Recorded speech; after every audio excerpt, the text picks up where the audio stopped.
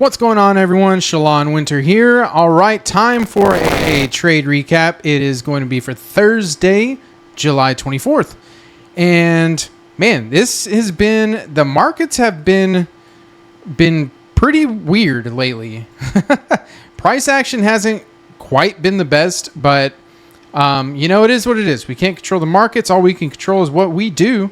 So right away, I want to jump into, actually, this is a new week. I haven't done a trade recap this week. So let's go to the weekly chart here because, as you know, we've been making all-time highs, right? So there's all-time highs. We're running up. Here's the weekly chart here. And basically, I want to note this. We have a weekly fair value gap right here, right off the bat.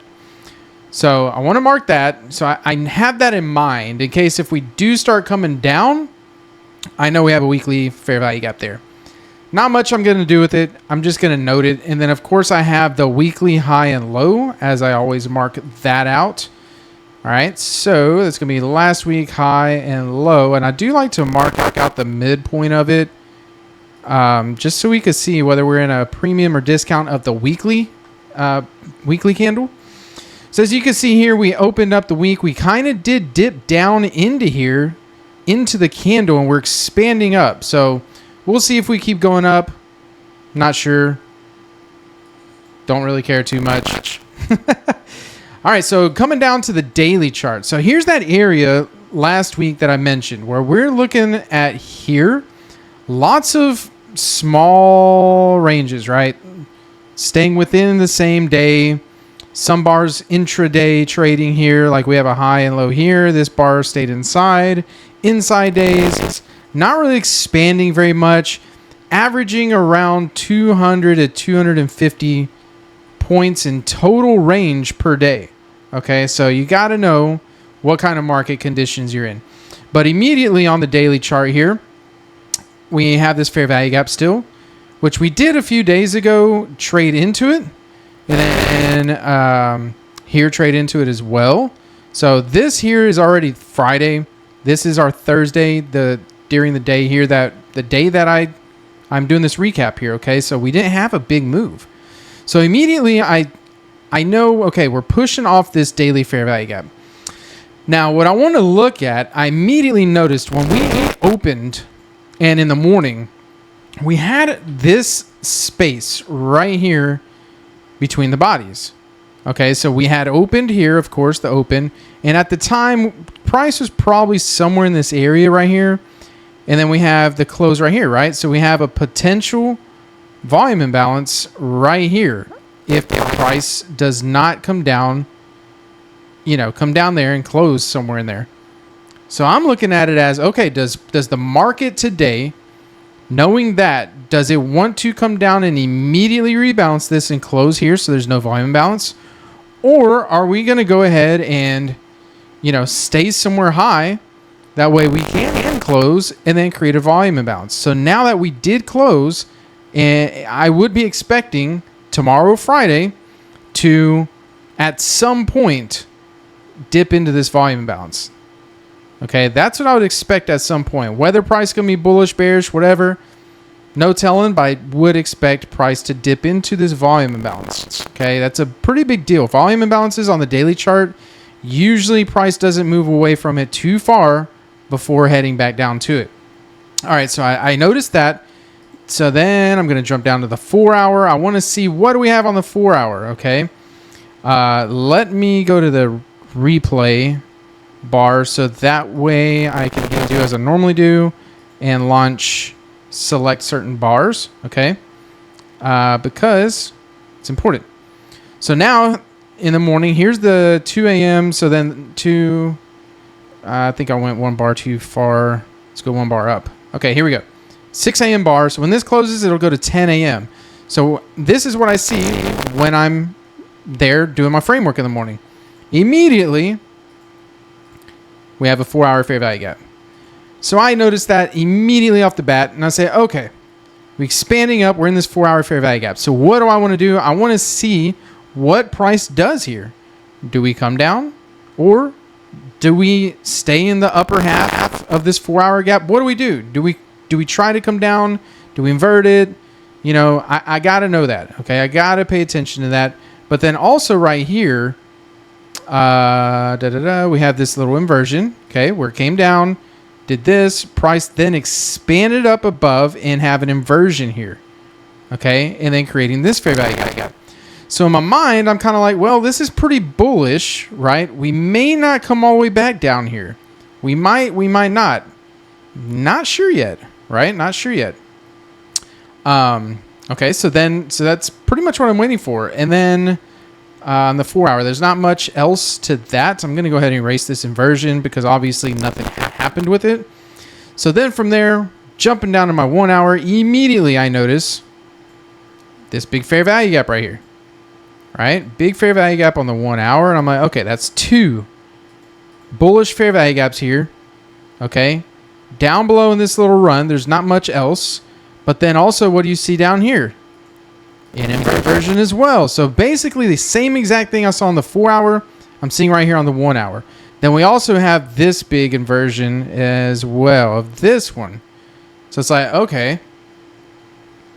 Yeah, maybe price comes down and hits last week's high. Maybe it trades into here a little bit. But I don't know. We're looking kind of bullish. Looking kind of bullish. And but then you have to look a little deeper because what do you also have right here? A bearish fair value gap, a SIBI, right? Then if you look a little deeper, even deeper, right here you have a bullish one that at this time, it's 9 a.m., we just inverted this bullish one. So I'm kind of like, oh, wait a minute. We have some conflicting data here, right? Big 4 hour, big 1 hour bullish fair value gaps. However, we have this bearish fair value gap, right? And then, yeah, we made this bullish one here, but then we inverted it. So that's potentially bearish because you can see here it stayed in the lower half, all coming up.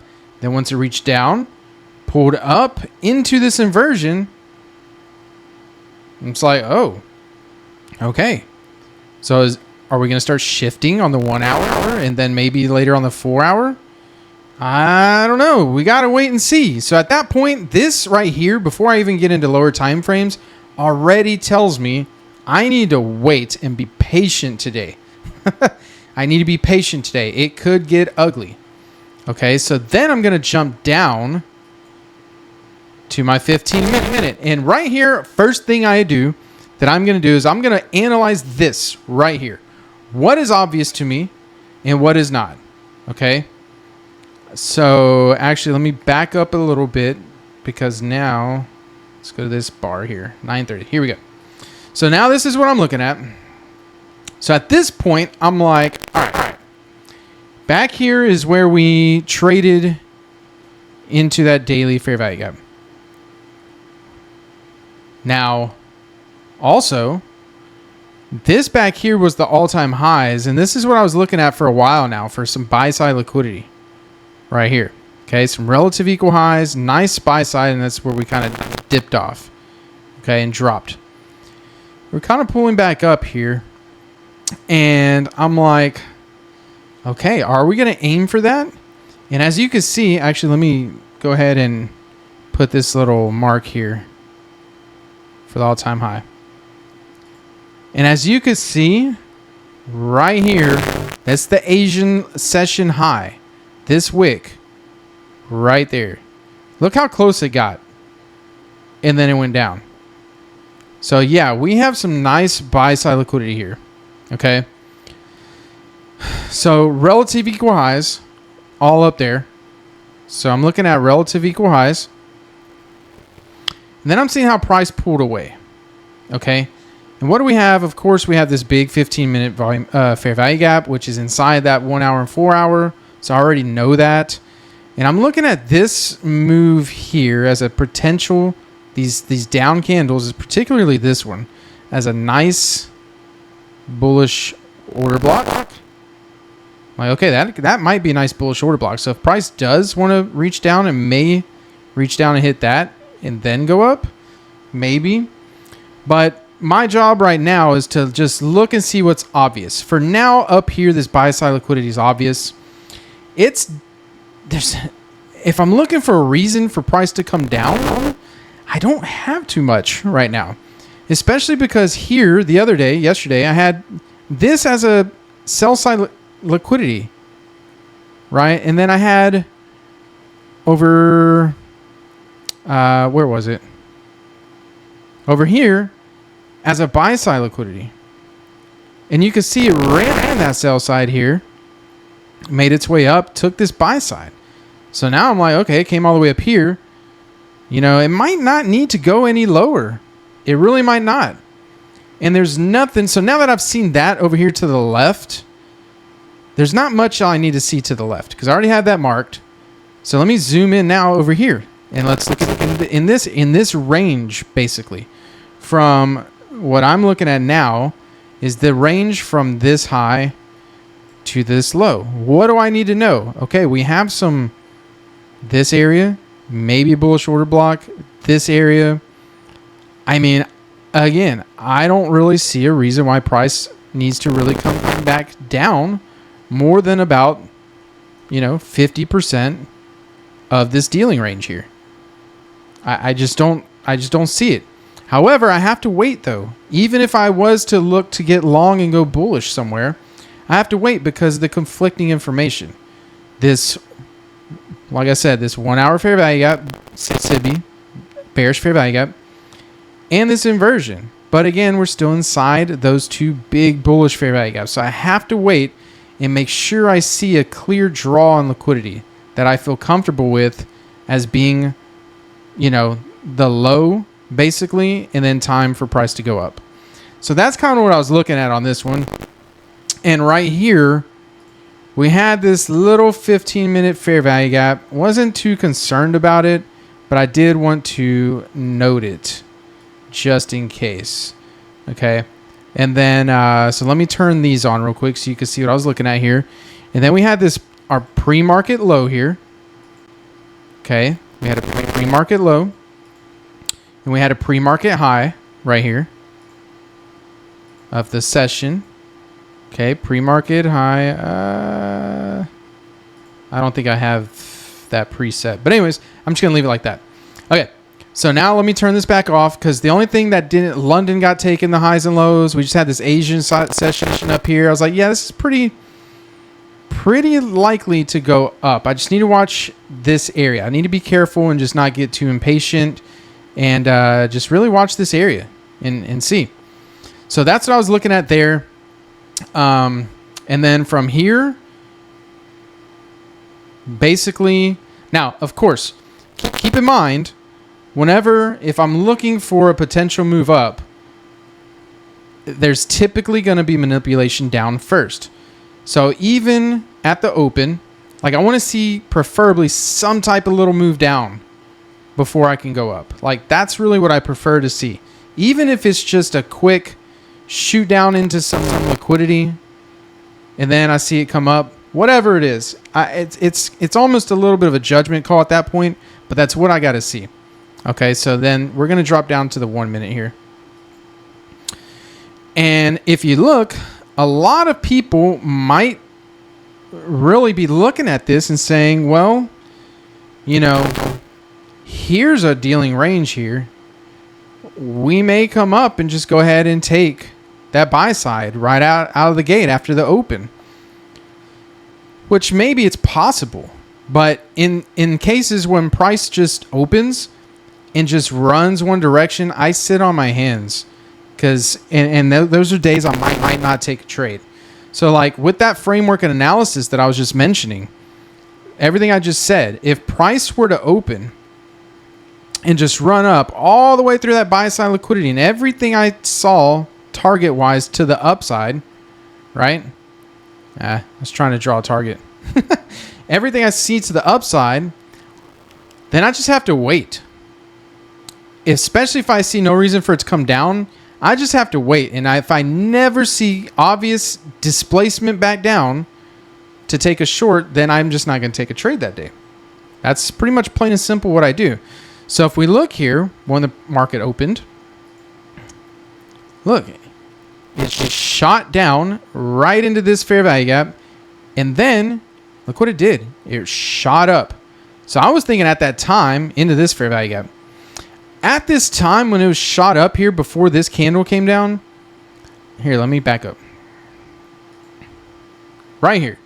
Shot down into this fair value gap. Blasted up. I'm like, wow, okay, this might be a day I might not get a trade because if it just runs up, that might be it. We'll see. So then I had to be patient. There was 9:45 a.m. news and 10 a.m. news. And then I started seeing this. Like, okay, is it going to come down? We'll see. And then I saw this. I'm like, there's really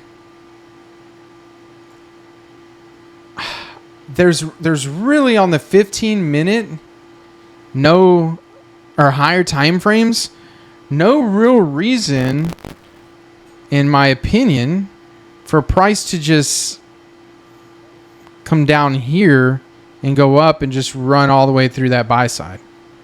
It could, because if that big bullish 4-hour and 1-hour fair value gap is all it needed, well, that's possible.